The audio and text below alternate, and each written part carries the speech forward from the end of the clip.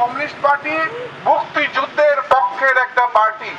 আজকে যে সংকট, যে সমস্যা, আজকে আমাদের দেশ একটা পাকিস্তানের ভাবধারার দিকে চলে যাচ্ছে। এই জায়গায় আমরা যারা মনে করি যে মহান মুক্তিযুদ্ধের যে আদর্শ এবং এই যে জুলাই অভ্যুত্থান, এই অভ্যুত্থানেও কমিউনিস্ট পার্টির ভূমিকা ছিল।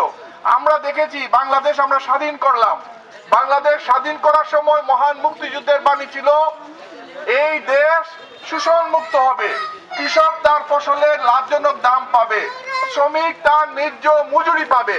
কিন্তু আমরা দেখলাম কৃষকের পক্ষে কোনো সরকার দাঁড়ালো না, শ্রমিকের পক্ষে কোনো সরকার দাঁড়ালো না, যুবকের কর্মসংস্থানের দায়িত্ব কেউ নেয় না, এই যে ছোট বাচ্চারা আছে তাদের পড়ালেখার দায়িত্ব কেউ নেয় না, আপনি হাসপাতালে গেলে ফ্রি চিকিৎসার দায়িত্ব সরকার নেয় না।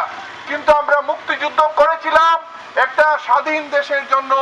এই আমরা চেয়েছিলাম একটা শোষণ মুক্ত বাংলাদেশ হবে, যেখানে মানুষের যে মৌলিক চাহিদা, খাবারের নিশ্চয়তা, একটা বসবাস করার একটা স্থানের নিশ্চয়তা, চিকিৎসার নিশ্চয়তা এবং বাচ্চাদের পড়ালেখার নিশ্চয়তা পাবো।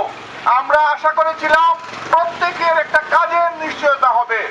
এই যে আশাবাদ থেকে আমরা যেটা চেয়েছিলাম, মুক্তিযুদ্ধের পরে কোনো সরকার এটা পূরণ করে নাই।